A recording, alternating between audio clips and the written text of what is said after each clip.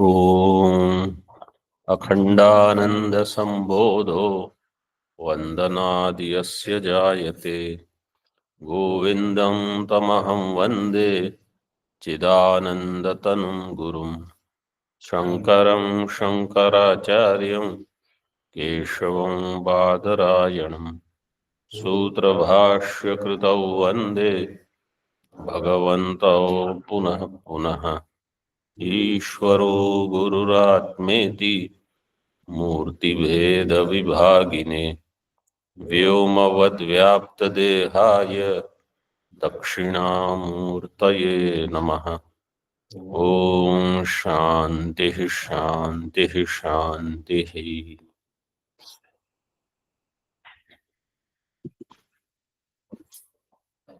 46 श्लोक तक मतलब श्लोक का अर्थ कर दिया था। 45-46 का टीका में देखना है।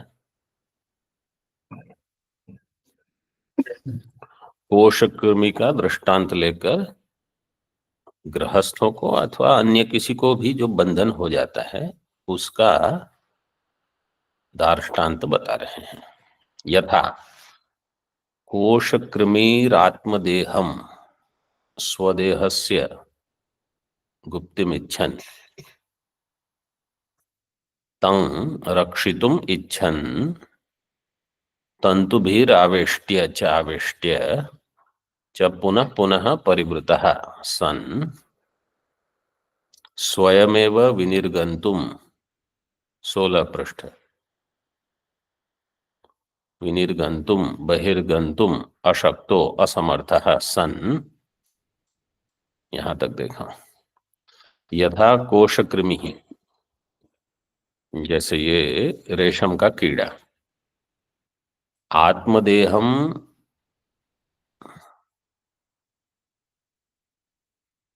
गुप्तिमिच्छन् श्लोक में ऐसे दिया है। आप आत्मदेहम मतलब स्वदेहम मतलब स्वदेहस्य गुप्तिम इच्छन् उसकी रक्षा चाहते हुए तम रक्षितुम इच्छन् क्या करता है वो तंतु भी आवेष्ट्य मतलब मूल ये है कि मैं अपने लिए कुछ चाहता हूं, चाहे वो कोशकृमि हो चाहे कोई भी हो। अपनी रक्षा के लिए अपने सुख के लिए कुछ आरंभ करते हैं हम।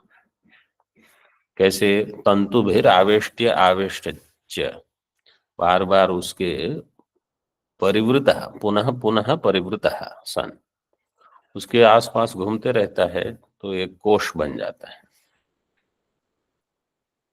सन स्वयमेव विनिर्गंतुम बहिर्गंतुम अशक्तो असमर्थः खुद ही बाहर नहीं निकल सकता।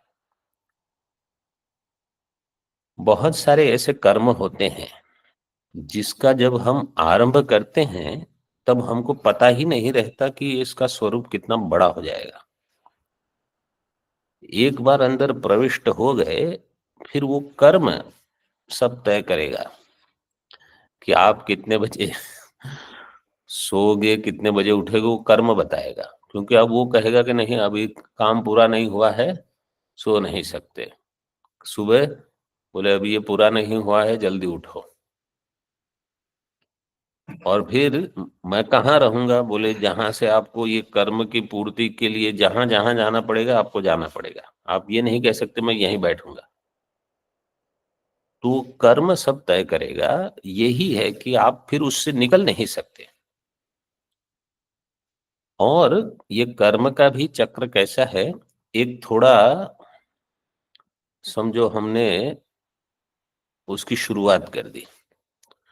अब उसकी स्थिति बनाए रखने के लिए भी प्रयत्न करते रहना पड़ेगा। जैसे स्वास्थ्य ले लो। स्वास्थ्य समझो थोड़े समय ठीक है सब। अब हमारी इच्छा ये है हमको ये चाहिए कि मतलब हमें ये चाहिए कि ये स्वास्थ्य बना रहे। ठीक है अब मेहनत करनी पड़ेगी ना। वो अपने आप थोड़ी बना रहेगा। कुछ व्यायाम करना पड़ेगा कुछ टहलना पड़ेगा कुछ कुछ भोजन में नियंत्रण करना पड़ेगा सब करना पड़ेगा। तो एक है कुछ आरंभ करने में आपको प्रयत्न लगेगा, फिर उसको बनाए रखने के लिए बहुत प्रयत्न लगता है, फिर वहां से आप बाहर नहीं निकल सकते। ये कहने का यहाँ मुख्य प्रयोजन ये है कि विनिर्गंतुम बहिर्गंतुम अशक्तः, असमर्थ, बाहर नहीं निकल पाओगे आप। असमर्थ सन लग्न, लग्नस तल्लग्न संलग्न, अव्युत्पन्न चित्तस। व्युत्पन्न चित्त मतलब विचार करने में समर्थ है, यहाँ ये इस अर्थ में लेना है। व्युत्पन्नम चित्तम येषां ते व्युत्पन्न चित्ता, ते व्युत्पन्न चित्ता। एक वचन में व्युत्पन्न चित्त मतलब जो विचार में समर्थ है। न व्युत्पन्न चित्तस इति अव्युत्पन्न चित्ता, वो विचार फिर नहीं कर पाता है कि इससे निकलना कैसे। बहुत कम लोगों में ये सामर्थ्य होता है कि बहुत सारी चीज हो और छोड़ के निकल जाओ, ये सभी लोग नहीं कर सकते, क्योंकि उसका कुछ सुख, उसकी कुछ, जैसे यहाँ रक्षण मिलता है, वो सब नहीं छोड़ सकते आप। ततस्तदनंतरम तद अन्ते तत्रैव तस्मिन् कोश एव च ही म्रियते, फिर उसी कोश में वो मर जाएगा।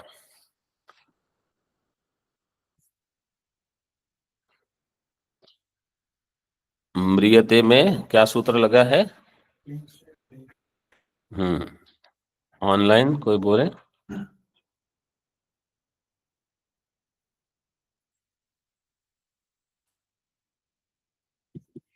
सुनाई दे रहा है आप लोगों को?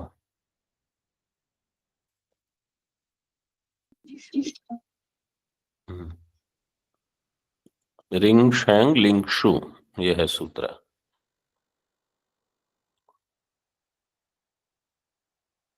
मृंग प्राण धारणे, प्राण त्यागे, मृंग प्राण त्यागे से ये सूत्र लगकर म्री हो जाएगा। फिर म्रियते मैंने बताया था, न जायते म्रियते में।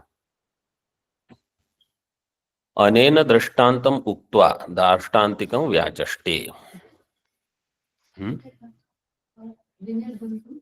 बहिर्गंतु वही अर्थ है। निर्गंतुम मत का अर्थ है निर्गमन करना, विनिर्गमन मतलब विशेषण निर्गमन करना। तो यहाँ कोश के अंदर है इसलिए बाहर जाने का अर्थ होगा।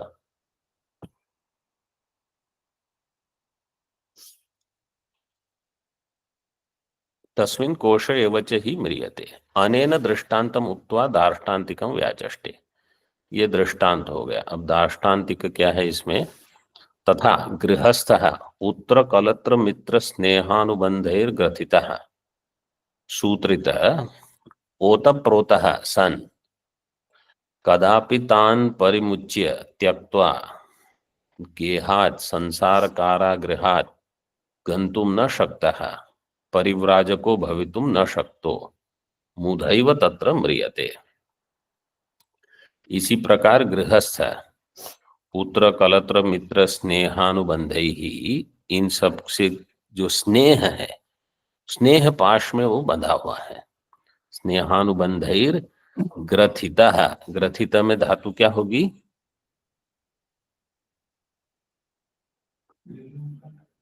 ग्रंथ, ग्रंथ धातु है, ग्रंथ संदर्भे ऐसे है धातु शायद, बंधन के अर्थ में है वो, बांधना किसी को, ग्रथितम।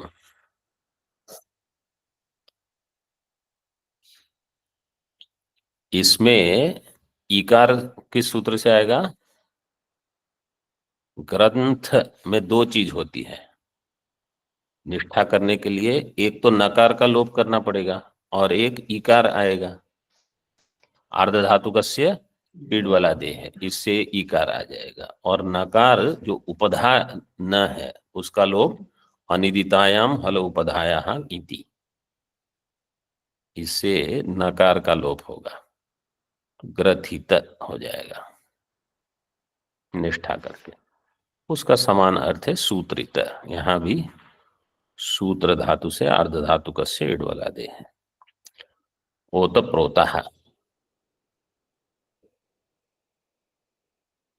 ओत प्रोत में धातु क्या है? ओत में धातु क्या है?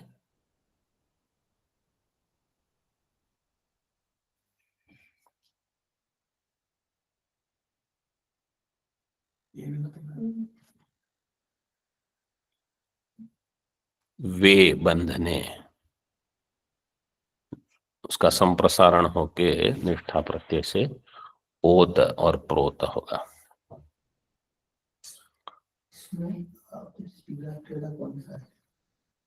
वैसे मैंने पढ़ा था भाष्यकार ने पहले एक अर्थ दिया है, फिर उसको बदल के कहे ऐसे भी ले सकते हो, ऐसे करके उन्होंने कहा है ओत प्रोत, मतलब पहले सीधा और फिर ऐसे लंबा। और कहा नहीं तो उल्टा भी कर सकते हो, ऐसे ही उन्होंने भाष्य में, मतलब दोनों प्रकार से वो दे सकते हैं। वो इतना मुख्य ये है कि हमारे जीवन में स्नेह अनुबंध दोनों प्रकार से रहते हैं, पूरे ओत प्रोत। मतलब कहीं भी ऐसी इच्छा हो, इच्छा तो सबको रहती है कि मैं ये सब छोड़ के चला जाऊं, सब छोड़ के चला जाऊं, सब छोड़ के चले, तो कहाँ जाओगे? पहले तो अगर हमारी मूल, मतलब हमारी इच्छा कहीं ना कहीं ऐसी होती है कि जहां जाए हम वहीं बंधन शुरू कर दें, तो आप कहीं भी जाओ बंधन शुरू कर दोगे। तो इसका अर्थ ये है कि पहले तो मुझे अपने आप में देखना है कि मैंने इसमें से कितना खुद ने ही शुरू करके अपने आप को बांध दिया है। तो कहीं जाने से छूट जाओगे ये आवश्यक नहीं है। और दूसरा फिर लाभ तो होगा ही, क्योंकि आप अगर समझो कोई सदगृहस्थ भी हैं, पुत्र कलत्र मित्र सब छोड़ के कहीं चले गए, बहुत अच्छा लाभ होता है उनको, अध्ययन वगैरह में बहुत सहायता मिलती है, समय बहुत मिलता है। और जो कहीं यहाँ वहां जाने की आवश्यकता अब रही नहीं, कोई यहाँ बुलाएगा कोई वहां बुलाएगा, कहीं नहीं जाना, तो इससे बहुत लाभ होता है। अगर हम में सामर्थ्य है कि सब कुछ छोड़ सकते हैं, काट सकते हैं, नहीं तो हम ही जहां जाए वहां बंधन शुरू कर दें तो क्या लाभ है? मतलब हमारा स्वभाव ऐसा होना चाहिए कि हम कहीं बंध न जाएं। मुख्य हमको ये साधना देखनी है। जो आश्रम में जाते हैं वही बंध जाते हैं, ऐसा जरूरी नहीं है कि कहीं दूर जाओगे तो बंधन नहीं होगा। बंधन के लिए केवल इतना चाहिए, किसी को कुछ आप भला बुरा बोल दो, बस फिर देखो शुरू हो जाएगा वहां बंधन। स्नेहानुबंधन होगा अथवा द्वेषानुबंधन, कुछ बंधन शुरू हो जाएगा। तो ग्रथितः सूत्रितः ओतः प्रोतः सन कदापि तान परिमुच्य त्यक्त्वा गेहात् संसार कारागृहात् गंतुम न शक्तः। इस संसार कारागृह से वो बाहर नहीं निकल सकता। तो इसका अर्थ है परिव्राजको भवितुम न शक्तो मुधैव तत्र म्रियते। मतलब उस समय ऐसा था कि गृहस्थाश्रम के बाद भी आपको संन्यास आश्रम, मतलब वानप्रस्थ करके लेना है ऐसे।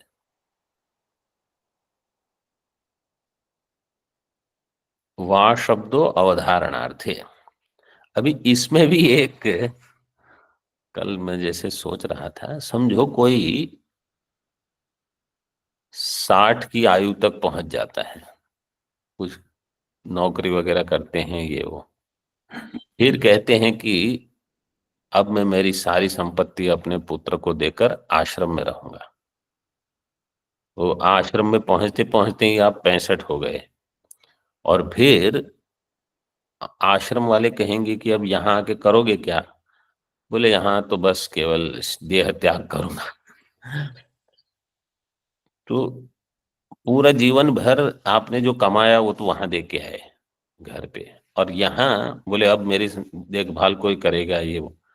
तो इसलिए आश्रम वाले जो परिपक्व उम्र के होते हैं उनको लेते ही नहीं अब। मुझे 2-3 लोग यहाँ, एक बार गंगा के पास में था, किसी ने पूछा, स्वामी जी आपके आश्रम में हमको ले सकते हैं? मैंने पूछा क्या आयु क्या है आपकी? बोले इतने आयु है। बाहर रहे हो कभी? अब रहना है। मैंने पूछा कितना? यहाँ मैंने कहा यहाँ 2-4 आश्रम है, पूछ लो, सभी कहेंगे कुछ दान दोगे तो आपको स्वीकार कर लेंगे। तो बोले क्या, वो तो घर परिवार में दे देंगे सब। मतलब इस छोड़ने की वास्तव में इच्छा तो होती नहीं, केवल पूछते रहते हैं। और एक सज्जन पूछ रहे थे, बता रहे थे मुझे, स्वामी जी मेरी आयु 70 हो चुकी है, 2-4 साल के बाद मुझे सब छोड़ना है। अब ये क्या है, मुझे समझ में ही नहीं आया कि, और फिर मैं सेवा करूंगा आश्रम में जाकर। अब तक कुछ नहीं किया तो बाद में क्या करोगे आप? तो ये फिर आश्रम वाले कहेंगे कि इस उम्र में आके क्या करना है आपको यहाँ? परिव्राजको भवितुम न शक्तो मुधैव तत्र म्रियते, वा शब्दो अवधारणार्थे, कदापि वा, कभी भी। हम्म, मुधा व्यर्थ है। मुधैव तत्र म्रियते मतलब व्यर्थ ही जीवन गंवा देता है वहां। जैसे भज गोविंदम में कहा है, यावत वित्तोपार्जन सकता है तावन निज परिवारो रखता है, पश्चात जीवति जर्जर देहे वार्ताम कोपी न पृच्छति के। तो उस आयु में तो घर पे भी आपको कोई पूछेगा नहीं आपने भोजन किया कि नहीं, आपको कुछ चाहिए कि नहीं। अच्छे परिवार में होंगे तो पूछेंगे, सब ध्यान रखेंगे आपका। लेकिन अगर ऐसा परिवार नहीं है, सब अपने में मस्त होते हैं, तो फिर मुधैव तत्र म्रियते ये हो जाएगा। स न जानाति ऋणानुबंधिनः सर्वे पशुपत्नी सुतादयः ऋणक्षये क्षयम यान्ति। इसका चतुर्थ पाद मैंने, मतलब टीकाकार ने जानबूझ के नहीं लिखा है वहां, कुछ तो प्रयोजन है। ऋणानुबंधिनः सर्वे, इसका चतुर्थ पाद क्या है याद है? ऋणानुबंधिनः सर्वे पशुपत्नी सुतादयः, पशु पत्नी सुत, ये सब ऋण से आए हैं, मतलब आपसे इनका कोई कर्म का ऋण है। ऋण का क्षय हो जाएगा कर्म का, तो आपका इस बंधन का क्षय हो जाएगा। उनका क्षय हो ना हो उससे कोई संबंध नहीं, बंधन छूट जाएगा बस। जैसे कहीं हम रहते हैं, वहां हमारी दाल रोटी है, जिस समय दाल रोटी कहीं और होगी आप वहां से चले जाओगे। इति तेषु आसक्तः सन बद्धो भवति। तो ये सब ऋण या तो हमसे उन्होंने लिया है या उनका हम पर है, तो ये संबंध है और कुछ नहीं है।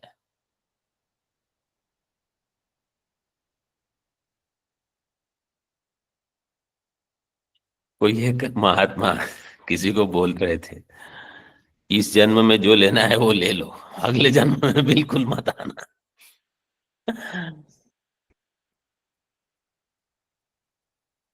आचार्य पर, मतलब वो महात्मा का तो पुनर्जन्म नहीं होगा, केवल मजाक करते थे कभी।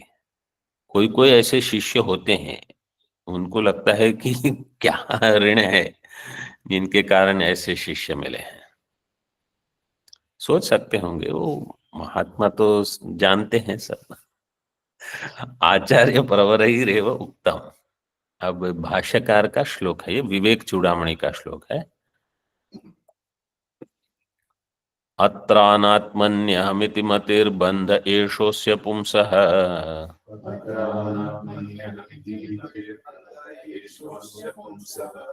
प्राप्तो ज्ञानात् जनन मरण क्लेश संपात हेतुः।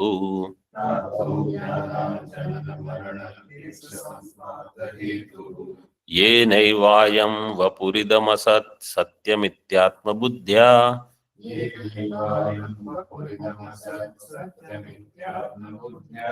पुष्यत्युक्ष्यत्यवति विषयैस्तन्तुभिः कोशकृद्वत्।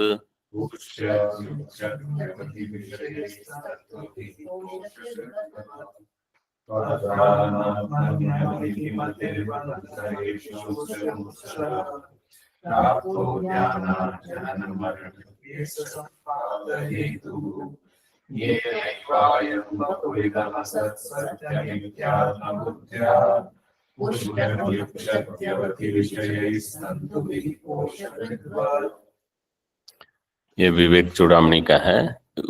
यही जो यहाँ अर्थ दिया है उसी को एक श्लोक में दिया है। अस्य पुंसः अत्र अनात्मनि अहम इति मतिः एषः बन्धः अज्ञानात् प्राप्तः जनन मरण क्लेश संपात हेतुः येन एव अयं वपुः इदम् असत् सत्यम इति आत्मबुद्ध्या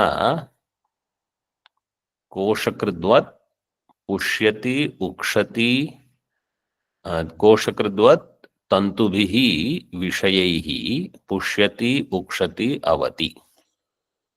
ये इसका अन्वय है। फिर से बोलता हूं। अस्य पुंसः, छोटा छोटा करके समझना है तो ऐसे समझ लो। अस्य पुंसः खंडान्वय जिसको कहते हैं।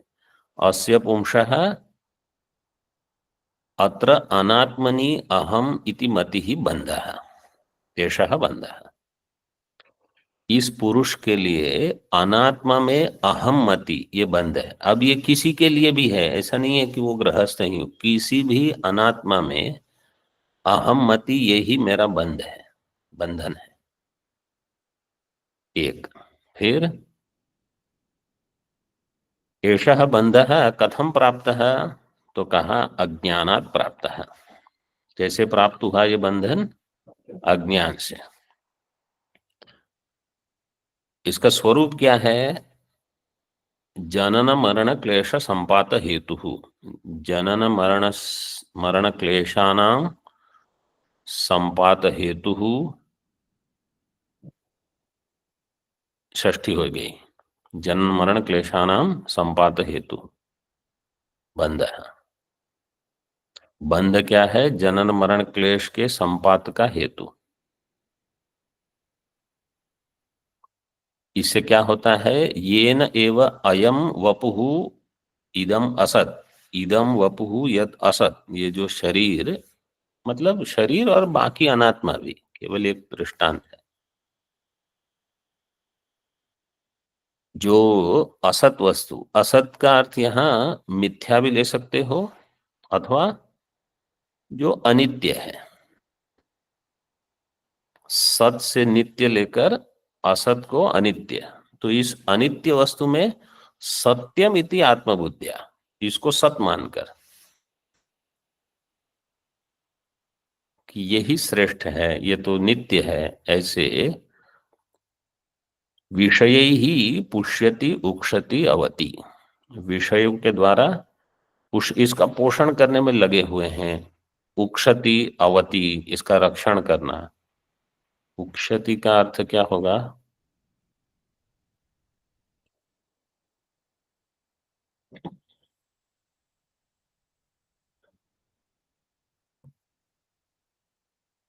कैसे करता है? तंतु भी कोशकृद्वत, जैसे तंतु के द्वारा कोशकृत, कोशकृत मतलब यही जो रेशम का कीड़ा, ये यहाँ पर भी कोशकृत, कोशकृमि दृष्टांत दिया है।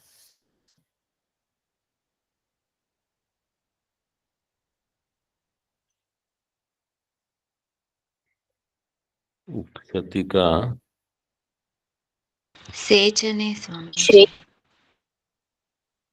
सेचने मतलब इस शरीर को पोषण करना और सेचन करना, जल डाल के जैसे पौधे को बढ़ाते हो, उक्ष सेचने भवादिगण की धातु है।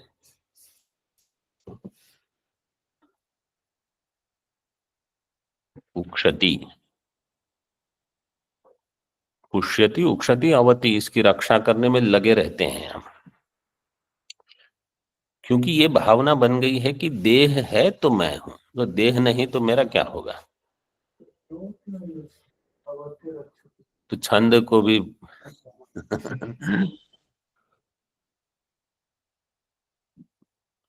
थोड़ा काव्य, जब बड़े छंद रहते हैं तो काव्य को ध्यान में रखते हुए भी करते हैं भाष्यकार। कोशकृत, तो इसको आत्मबुद्धि से, वपु शरीर आदि को आत्मबुद्धि से जानना। वहां यहाँ जो श्लोक है उसमें तो पुत्र, कलत्र, मित्र, इन सब को आत्मबुद्धि वहां स्नेह के कारण। तो ये सब विषय है, विषय की परिभाषा आगे दी है टीका में। विषिण्वन्ति विषयिणम स्वेन रूपेण निरूप्य संबध्नन्ति इति विषयाः। विषिण्वन्ति इति विषयाः ऐसे हम संक्षेप में बोल देते हैं। विषयिणम स्वेन रूपेण निरूप्य संबध्नन्ति, विषय क्या कर समझो, ये है विषय और मैं हूं विषयी। विषयिणम स्वेन रूपेण निरूप्य संबध्नन्ति इति विषयः। इसका काम क्या है, विषयी को अपने साथ एक करके विषयी ये भूल जाए कि मैं विषयी हूं, विषय से भिन्न। ये काम इस प्रकार से बांध देना, ये इसका अर्थ है। विषय का अर्थ ये हुआ। विषिण्वन्ति विषयिणम संबध्नन्ति, कैसे, स्वेन रूपेण निरूप्य। तो कोई भी विषय हो जहां मैं अपने आप को भूल जाऊं, उसका काम हो गया, वो विषय ने अपनी परिभाषा सिद्ध कर दी। इसको इतना स्पष्ट अगर समझ में ना आए तो हम ऐसे समझ सकते हैं, जहां तो बहुत ही स्पष्ट हो जाएगा, दृग दृश्य में मैं हूं दृष्टा और यह है दृश्य। जहां दृग दृश्य का विवेक मैं भूल जाऊं, दृश्य के साथ एक होकर मैं ये भूल जाऊं कि मैं दृष्टा हूं, ये है दृश्य का काम, मतलब विषय का काम। तो होता ही है, 24 घंटे हम कहाँ याद रखते हैं मैं दृष्टा हूं, मैं इन सब से निर्लिप्त हूं, असंग हूं, मैं स्वयं ज्योति हूं, इसका प्रकाशक हूं। बाह्य जगत में ही अगर नहीं होता तो आंतर जगत, अहंकार से, अहंकार हो गया दृश्य, मैं हो गया दृष्टा।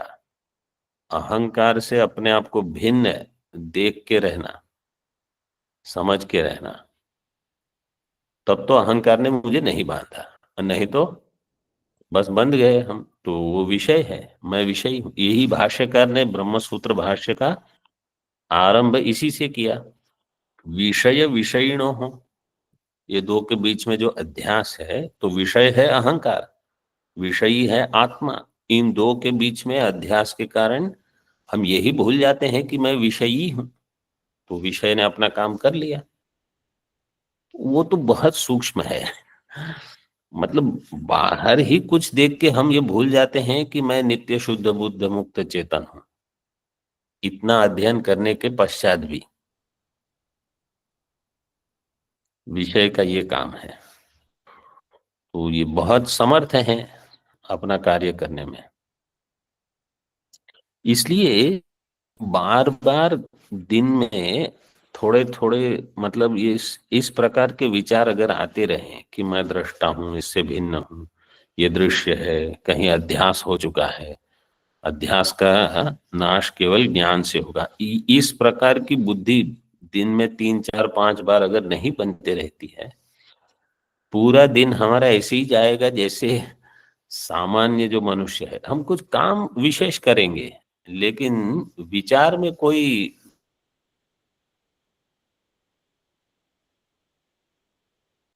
नहीं रहेगा।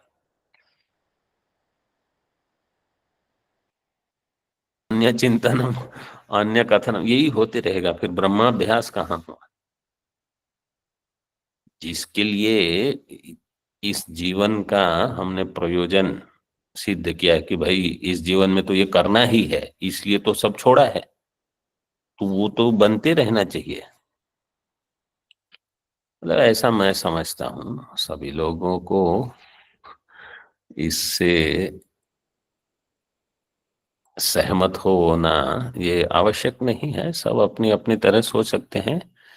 लेकिन विषय का काम ही ये है, किसी भी चीज में हम बंध जाते हैं, बहुत ही वो स्नेह पाश जो रहता है, मतलब वो केवल दृष्टांत है, कहीं भी हम बंध सकते हैं। ठीक है, आगे देखिए, अत्र पुत्रादय व विषय, पुत्रादि ये विषय है, कोई भी विषय ले लो। तैर्ग्रहस्थो बद्धो भूत्वा स्वस्य नाशम प्राप्नोति इत्यर्थः, पुत्रादि से आप बद्ध हो जाते हो। स्वस्य नाशम प्राप्नोति का अर्थ क्या हमने कहा कल? हाँ, जो अपना परम पुरुषार्थ है मोक्ष, उसके लिए असमर्थो भवति, परम पुरुषार्थाय असमर्थो भवति, ये नाशम प्राप्नोति का अर्थ ये है, मोक्ष के लिए फिर मेरे पास समय नहीं रहेगा। ननु गृहमेव कारागृहम इति कथम भवता उक्तम, आपने तो घर को ही कारागृह बना दिया, ये आपने कैसे कहा? मतलब श्लोक में नहीं दिया है ऐसे सीधे, लेकिन हमने टीका में, मतलब टीका में ऐसे दिया है, गेहात संसार कारागृहात, तो घर को संसार कारागृह कैसे कहा? तो बोले अगले श्लोक में बताते हैं, उच्यते श्लोकद्वयेन कारागृहस्यास्य चो, कारागृहस्यास्य च को विशेषः प्रदृश्यते साधु विचार्यमाणे मुक्तेः प्रतीपत्वमिहापि पुंसः कान्ता सुखाभ्युत्थितमोहपाशैः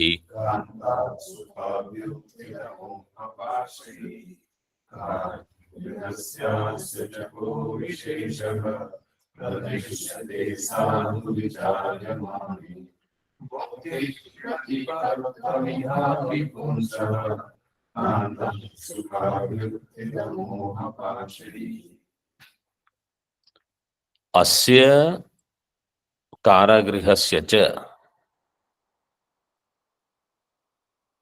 को विशेषः प्रदृश्यते,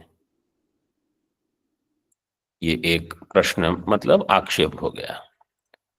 साधु विचार्यमाणे पुंसः मुक्तेः प्रतीपत्वम् इहापि कांता सुखाभ्युत्थित मोह पाशैः प्रदृश्यते, प्रदृश्यते का दो बार अन्वय कर सकते हो। अस्य गृहस्य और कारागृहस्य च, दो हो गए, को विशेषः प्रदृश्यते, इसमें विशेष क्या दिखता है आपको? मतलब पूर्व पक्ष ने क्या पूछा कि आपने घर को कारागृह क्यों बताया, तो आचार्य पूछते हैं कि आपको इसमें क्या भेद दिखता है? कोई भेद तो नहीं है, इसलिए हमने गृह को कारागृह की संज्ञा दी। ऐसे क्यों? ऐसे साधु विचार्य माने, जब आप ठीक ठीक विचार करोगे तो साधु शब्द अव्यय है,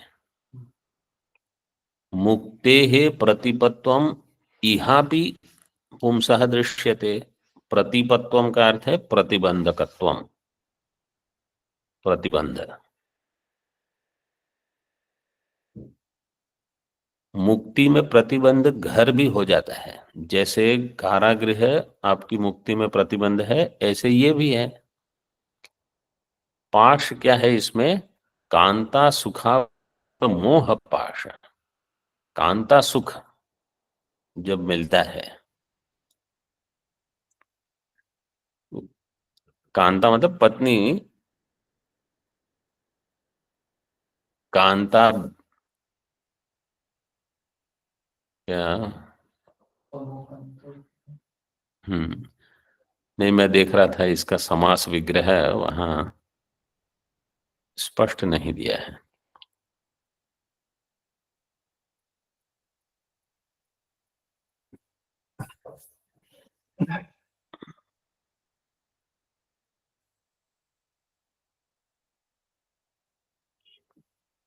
हाँ, दिया है यहाँ, कांताया समागमई। यत् सुखम जायते, कांता सुख, उससे जो हो, तस्माद अभ्युत्थितः, कांता सुखाभ्युत्थितः मोहः, स एव पाशः। कांता सुखाभ्युत्थित मोह पाशः। कांता मतलब पत्नी। अगर पत्नी कटकट कटकट करती रहती है तो सुख नहीं होगा ज्यादा, तो वैराग्य बढ़ ही जाएगा आपको। आनंद ही आनंद है, मतलब भगवान ने आप पर बहुत कृपा की है। अगर पत्नी ऐसी हो, इतना समझ लो। पत्नी पति दोनों। अच्छा, यहाँ ये भी है, ऐसा मत समझना कि ये केवल पुरुष के हो, क्योंकि श्लोक में पुंसः पुंसः दिया है, आप दोनों प्रकार से ले सकते हो। और अगर अपने आप में ही आप विरक्त हो, तो कोई कैसा भी हो, आपका वैराग्य बना रहेगा। और आप उनको केवल, जैसे आप मोक्ष के प्रति जा रहे हो, वो भी मोक्ष के प्रति जा रहे हैं, तो बस समान पथ पर जा रहे हैं।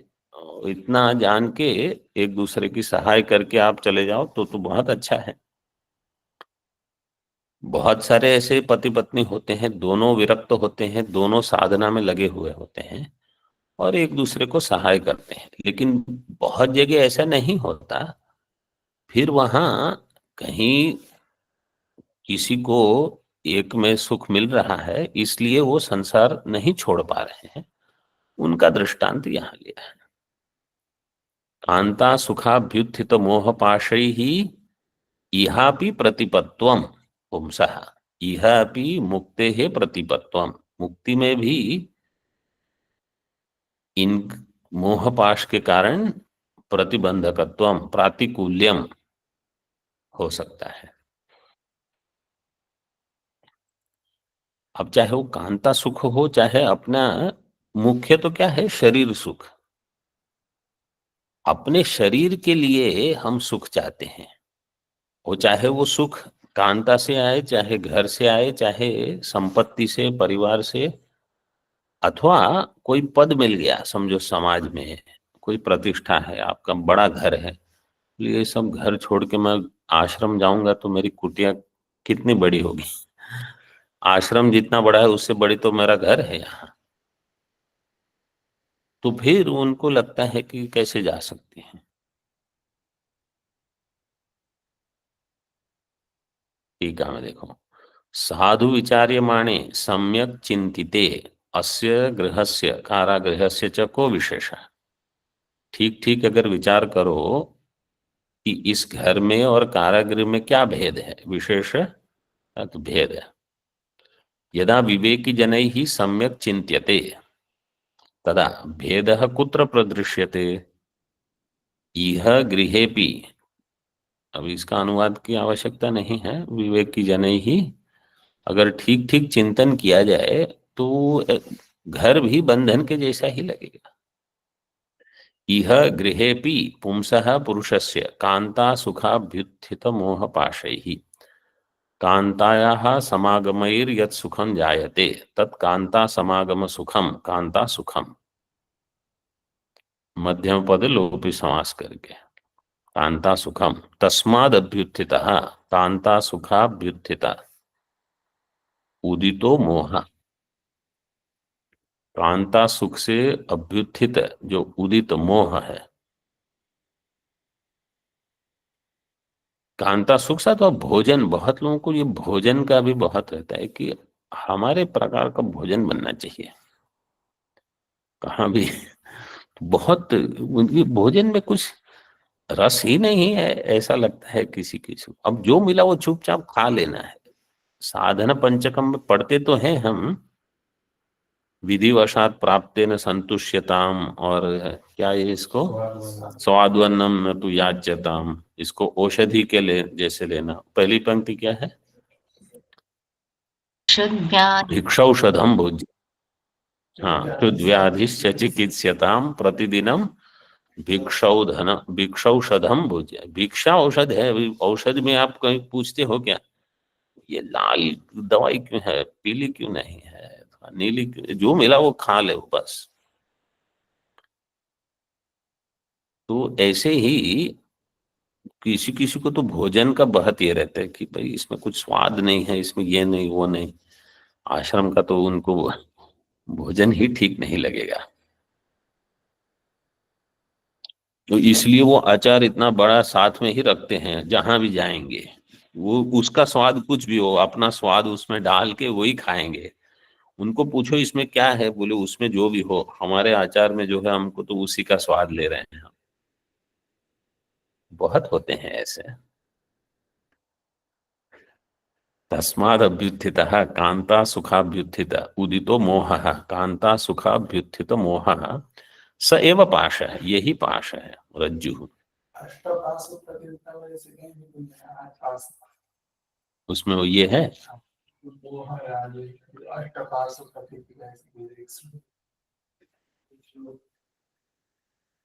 देख के बता देना, एक एक काटने हैं एक के बाद एक। सैव पाश रज्जु कांता सुखाभ्युत्थित मोह पाशस्तैहि, कांता सुखाभ्युत्थित मोह पाशैहि नाना प्रकारैहि प्रतिपत्वं प्रतिबंधः प्रातिकूल्यम मुक्तेः सर्वदैव भवति। मुक्ति में ये विघ्न हो जाते हैं। ओम पूर्णमदः पूर्णमिदं पूर्णात् पूर्णमुदच्यते पूर्णस्य पूर्णमादाय पूर्णमेवावशिष्यते। ओम शांति शांति शांति। शंकरं शंकराचार्यं केशवं बादरायणं सूत्रभाष्यकृतौ वन्दे भगवन्तौ पुनः पुनः। ईश्वरो गुरुरात्मेति मूर्तिभेदविभागिने व्योमवद्व्याप्तदेहाय दक्षिणामूर्तये नमः।